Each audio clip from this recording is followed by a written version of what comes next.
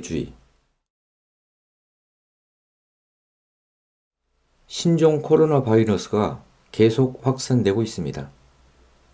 사람들의 불안감과 경계심은 자연스럽고 그걸 지나치다고 탓할 수는 없습니다. 하지만 근거 없는 가짜 뉴스나 왜곡된 정보가 범람하는 현상은 우려를 자아냅니다. 대중의 불안 심리를 노린 허위 정보가 소셜미디어를 매개로 빠르게 확산되고 있습니다.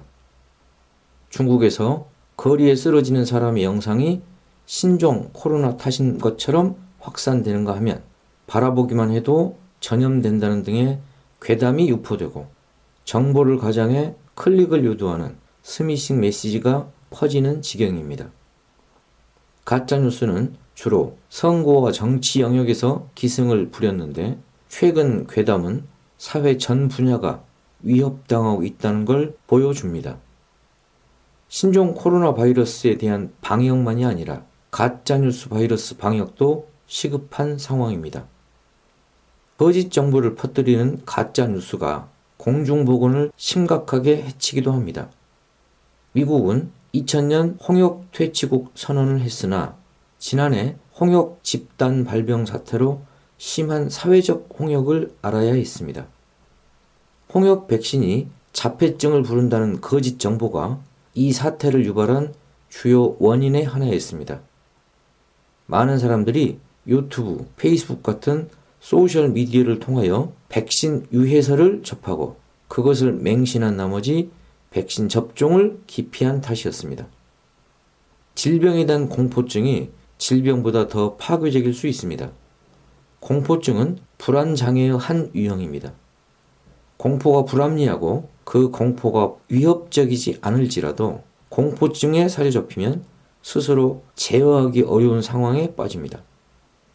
사스, 신종 인플루엔자, 에볼라, 지카 바이러스, 메르스 등 전 세계를 휩쓰는 감염병들이 한때 유행했었습니다. 세계보건기구가 국제적 비상사태를 선포한 것은 2009년 한 차례, 2014년 두 차례, 2016년과 2019년 각각 한 차례에 이어 이번 신종 코로나 바이러스가 6번째입니다.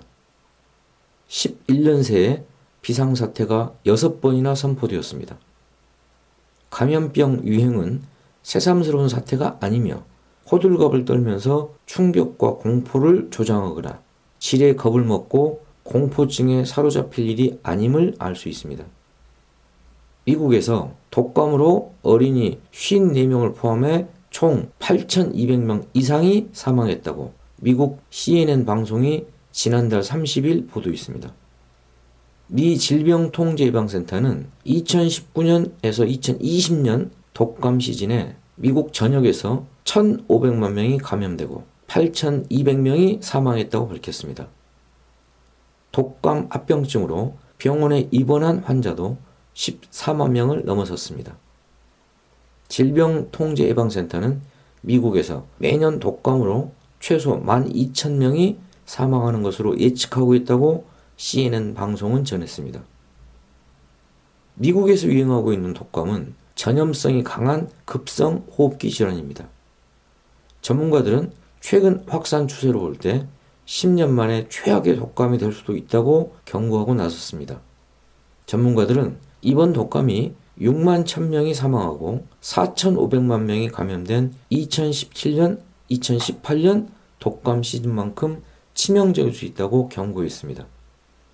미국 국립알레르기 전염병연구소도 이번 독감이 10년 만에 최악의 독감 시즌 중 하나가 될 것으로 전망했습니다. 이처럼 심각함에도 불구하고 미국 독감의 위험성을 이유로 미국 공포증을 조장 유포하는 가짜뉴스나 혐오 발언은 찾아보기 어렵습니다. 반면에 중국 공포증 유포는 양상이 심각합니다. 온라인상에서는 짱깨, 중국인은 바이러스 등 자극적인 중국인 혐오 표현이 번지고 있습니다.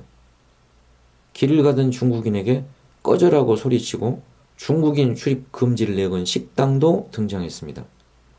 강남 클럽에서 중국인들을 다 드러냈다는 근거 없는 얘기도 떠돕니다. 중국인 입국 금지 요청 청와대 국민청원은 닷새 만에 50만 명을 넘어섰습니다.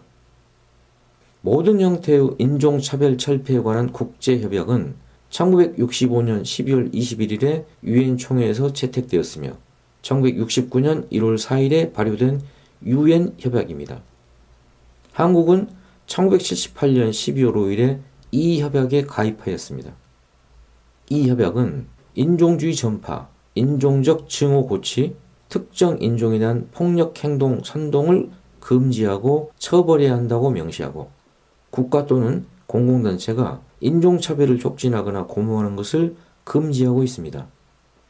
만일 한국 정부가 중국인 입국 금지나 중국 관광객 송환 조치를 취한다면 국제협약 위반 논란에 휘말리고 중국과 외교 마찰을 일으키게 될 것입니다. 국제협약 준수보다도 더 중요한 것은 인간에 대한 이해입니다.